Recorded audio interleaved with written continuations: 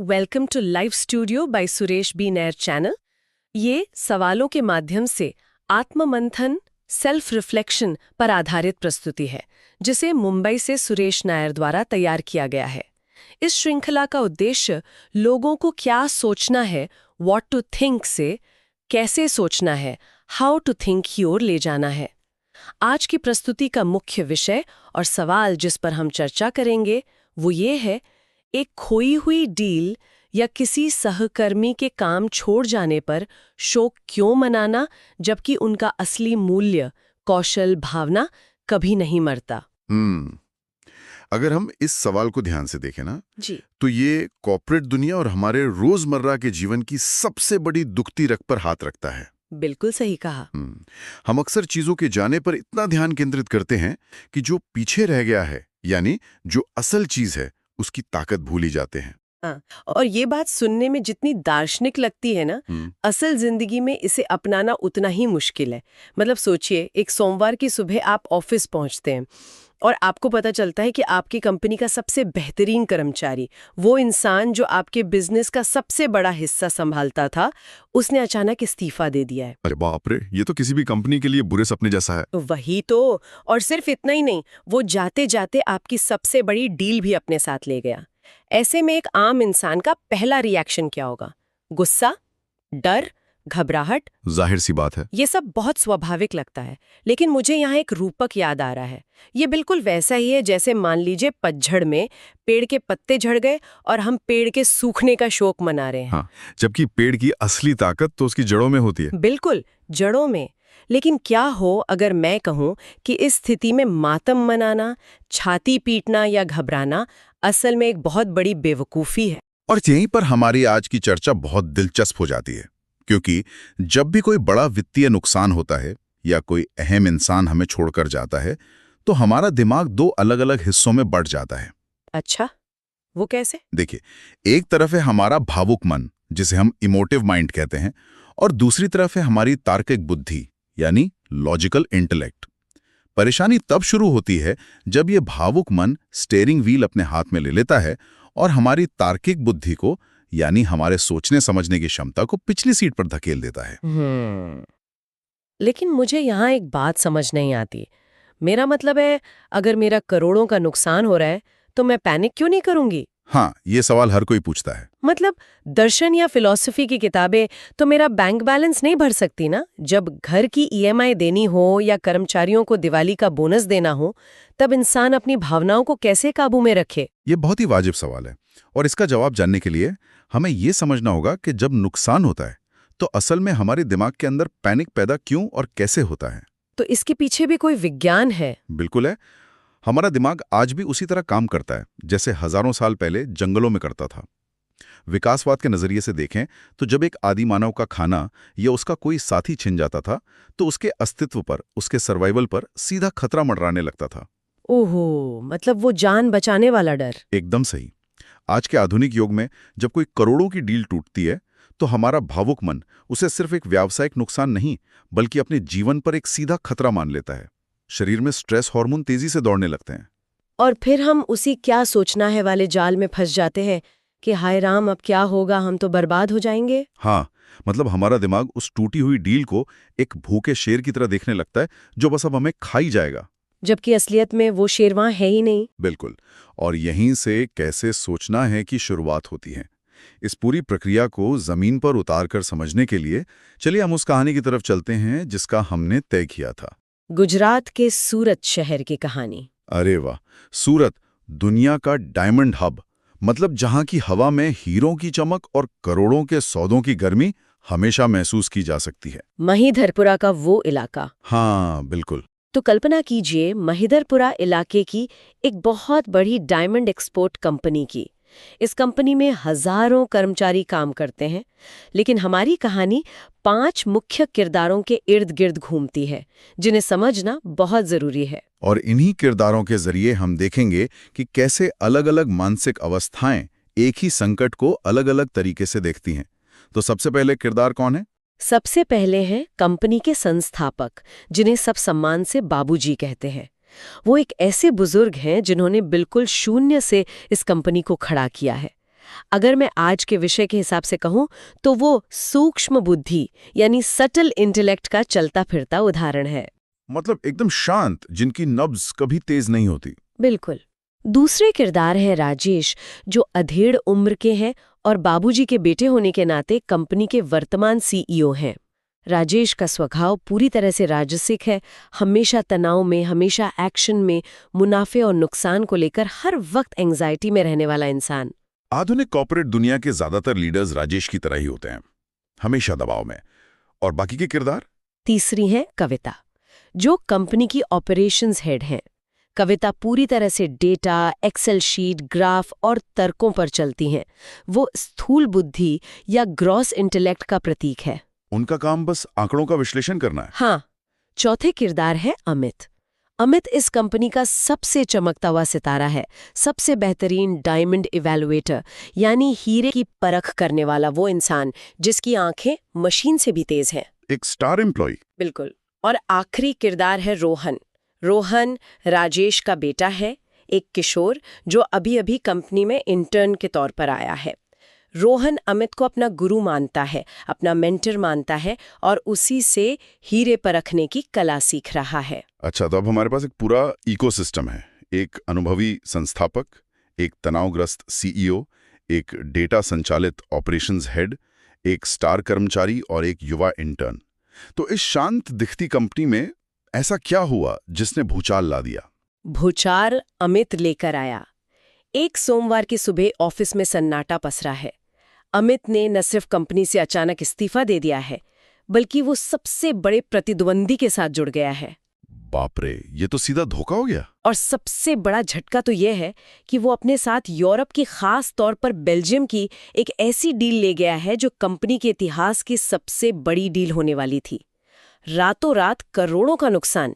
तो ऑफिस का माहौल कैसा है अभी? अरे पूछे मत, राजेश का पारा 7वें आसमान पर है। वो अपने केबिन में चक्कर काट रहे हैं और वकीलों को फोन लगा रहे हैं कि कैसे भी करके केस ठोको। कविता अपने लैपटॉप पर नुकसान के लाल रंग के ग्राफ देख देख के पैनिक कर रही हैं। और वो नया इंटर्न रोहन बेचारा तो ब्रेक रूम में बैठा रो रहा है। वो इतना आहत है कि उसका गुरु चला गया। मतलब पूरा ऑफिस क्या सोचना है कि भयानक उलझन में फंसा हुआ है। ये एक बहुत ही क्लासिक स्थिति है जहां भावुक मन ने पूरी तरह से कब्जा कर लिया है।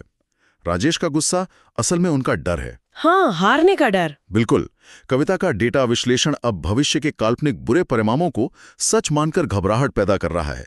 और रोहन का दुख एक युवा मन की वो स्थिति है जहां वो किसी इंसान से इतना जुड़ गया है कि उसे लगता है कि उसका भविष्य भी अमित के साथ ही चला गया है। लेकिन एक मिनट, मैं फिर से राजेश की तरफदारी करूंगी।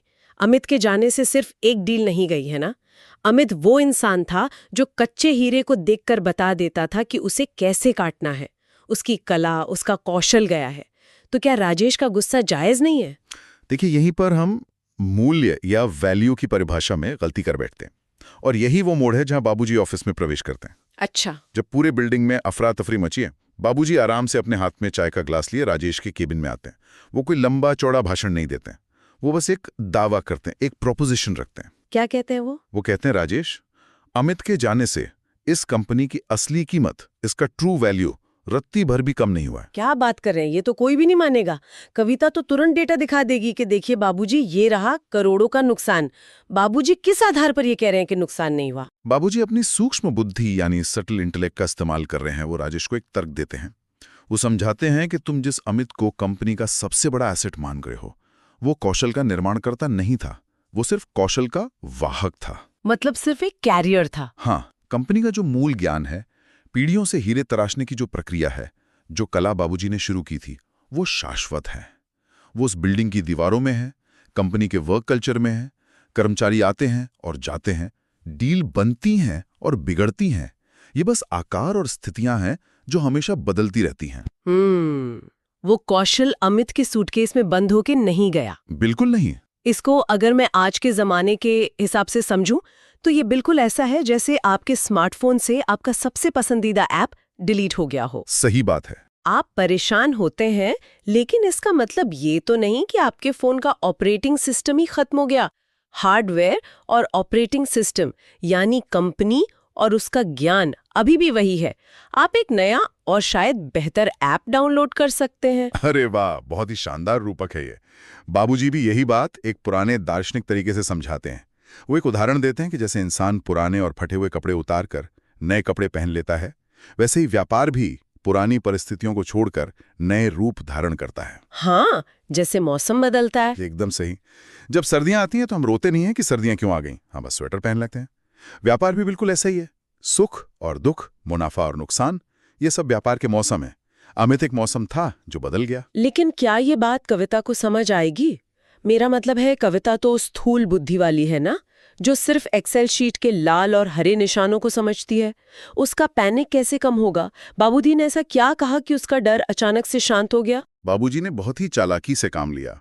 उन्होंने कविता के स्थूल बुद्धि या ग्रॉस इंटेलेक्ट को दबाने की कोशिश नहीं की, बल्कि उसकी दिशा बदल दी। दिशा बदल दी? कैसे? जब स्थूल बुद्धि पर डर हावी होता है तो वो भविष्य के बुरे नतीजे सोच सोचकर पैनिक पैदा करती है। बाबूजी ने कविता से कहा कि तुम्हारे पास जो डेटा है उसका इस्तेमाल रोने के लिए या भविष्य की तबाही की भविष्यवाणी करने के लिए मत करो। इस डेटा का इस्तेमाल कारण और प्रभाव यानी कॉज एंड इफेक्ट का विश्लेषण करने के लिए करो। अच्छा, मतलब वो चाहते थे कि कविता इस पूरी स्थिति का पोस्टमार्टम करे। हाँ। बाबूजी ने पूछा, डील क्यों टूटी? अमित उस प्रतिद्वंदी कंपनी में क्यों गया? क्या हमारी कीमत क्लाइंट को ज्यादा लग रही थी? क्या अमित को वो आजादी नहीं मिल रही थी जो उसे चाहिए थी? और जैसे ही उसने ये सोचना शुरू किया होगा, उसका पैनिक तुरंत खत्म हो गया, क्योंकि अब उसका दिमाग एक समस्या को सुलझाने में लग गया था, न कि किसी काल्पनिक खतरे से डरने में। रोने या शोक मनाने से तार्किक बुद्धि भ्रष्ट होती है, लेकिन विश्लेषण करने से वो तेज होती है। ये बहुत ही पावरफुल है। जब हम क्या हुआ से ध्यान हटाकर क्यों हुआ और अब क्या किया जा सकता है पर जाते हैं, तो दिमाग का अलार्म सिस्टम अपने आप बंद हो जाता है। बिल्कुल। लेकिन मुझे अभी भी राजेश की चिंता है। वो एक राजसिक प्रवृत्ति का इंसान है। उसका ईगो हर्ट हुआ है, एक प्रतिद्वंदी ने उसका स्टार एम्प्लॉय छीन लिया। उसे कैसे संभाला जाए? राजेश का मामला सबसे जटिल था, क्योंकि राजेश की समस्या केवल एक कर्मचारी का जाना नहीं था, बल्कि सफलता और विफलता के द्वंद्व में फंसा होना था। ये जो डुअलिटी होती है ना, जीत या हार, हाँ, जो हर सीईओ को होती है। बाबूजी ने राजेश को सूक्ष्म बुद्धि का प्रयोग करना सिखाया। उन्होंने समझाया कि व्यापार में हर एक्शन का रिजल्ट हमेशा हमारे हाथ में नहीं होता। इसे ही हमारे दर्शन में निष्काम कर्म कहा गया है। लेकिन कॉर्पोरेट दुनिया में निष्काम कर्म, बिना रिजल्ट की चिंता किए काम करना तो बिजनेस में फेलियर की निशानी माना जाता ना। कोई इन्वेस्टर ऐसी कंपनी में पैसा क्यों लगाएगा? ये सबसे बड़ी गलतफहमी है जो लोगों को होती है। निष्काम कर्म का मतलब ये नहीं है कि आप रिजल्ट की परवाह ना करें या महत्वाकांक्षी ना हो। तो फिर क्या मतलब है इसका? इसका मतलब है कि आप रिजल्ट को लेकर इतने डरे हुए ना हों कि वो डर आपके वर्तमान के काम को ही खराब कर दे। जब राजेश इस बात से डरा रहता है कि अरे अगर ये डील नहीं मिली तो क्या होगा, तो वो तनाव में गलत फैसले लेता है। बाबूजी ने राजेश को इसी डर से आजाद किया। कैसे? उन्होंने कहा, राजेश, हमारा नियंत्रण केवल अपने बेहतरीन प्रस्ताव बनाने पर है, अपनी डायमंड पॉलिशिंग की क्वालिटी पर है। सामने वाला डील देगा या नहीं, ये हमारे हाथ में नहीं है। और जब राजेश ने इस बात को स्वीकार कर लिया तो उसका राजसिक तनाव शांत हो गया। वो डर के स्तर से उठकर साहस, शांति और स्पष्टता के स्तर पर आ गया। मतलब जब आप हारने के डर से मुक्त हो जाते हैं, तब आप असल में सबसे निडर होकर खेलते हैं और जीतने के चांस बढ़ा लेते हैं। ये तो सच में किसी भी सीईओ के लिए गेम चेंजर माइंडसेट है। बिल्कुल है। लेकिन इन सब के बीच हमारा वो युवा इंटर्न रोहन कहाँ है? वो तो अमित को अपना सब कुछ, अपना गुरु मान चुका था। उसे ये फिलॉसफी कैसे समझाई गई कि स्किल कभी नहीं मरता? बाबूजी रोहन के पास गए, जो ब्रेक रूम में निराश बैठा था। रोहन ने रोते हुए कहा, बाबूजी, अमित सर चले गए, अब मुझे कौन सिखाएगा? उनके साथ ही वो सारा हुनर चला गया। बेचारा बच्चा। बाबूजी ने मुस्कुराकर रोहन से एक सवाल पूछा। उन्होंने कहा, बेटा, अमित ने पिछले 6 महीनों में तुम्हें हीरे के कट्स पहचानना सिखाया था, है ना? क्या वो जाते हुए वो ज्ञान तुम्हारे दिमाग से निकालकर अपने सूटकेस में ले गया? हाँ। तो रोहन ने क्या कहा? रोहन ने थोड़ा सोचा और कहा, नहीं, वो तो मुझे याद है।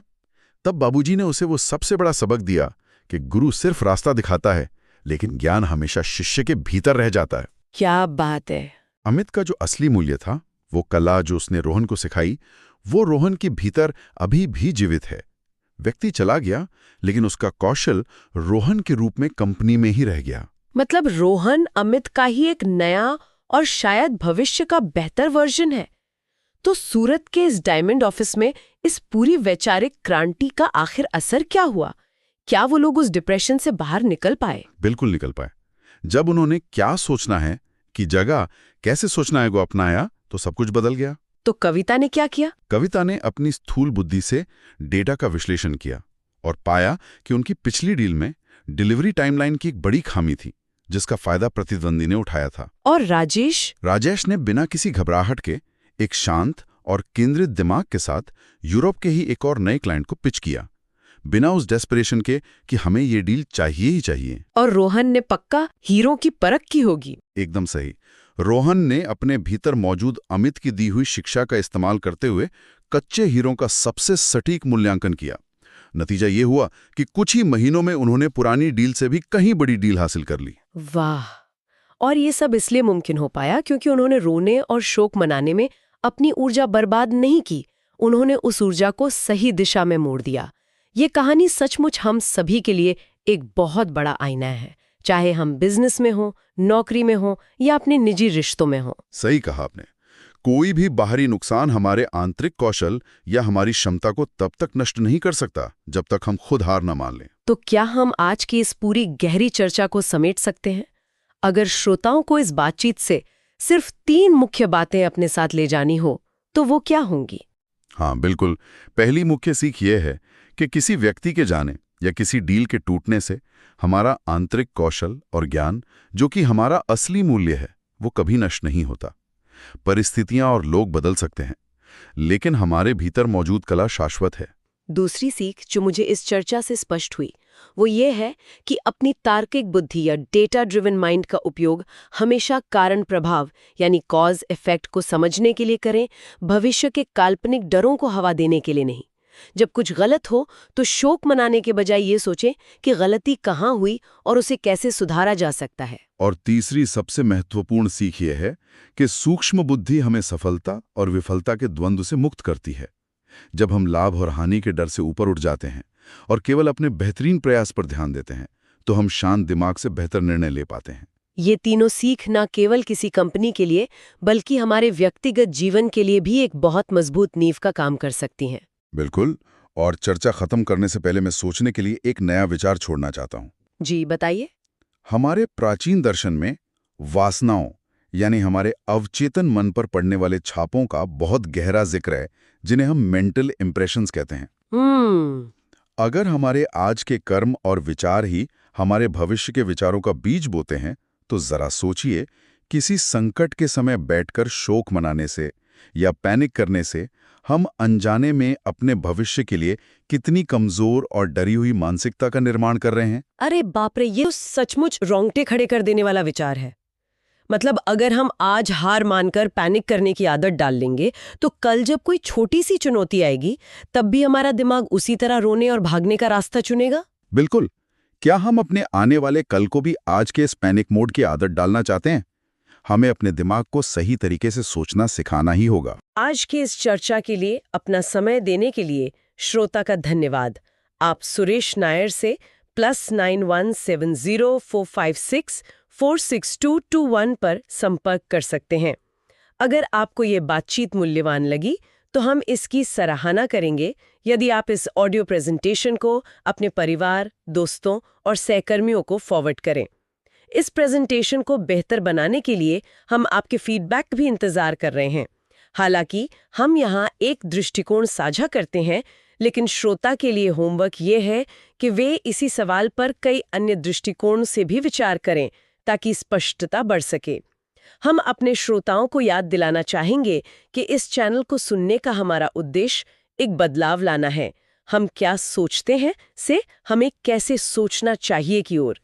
हर एपिसोड और कहानी में उस एक तत्व की पहचान करें जो हमें गहराई से सोचने में मदद करेगा। इसलिए ध्यान से सुने या बार-बार सुने। Stay subscribed to the Live Studio by Suresh B. Nair channel.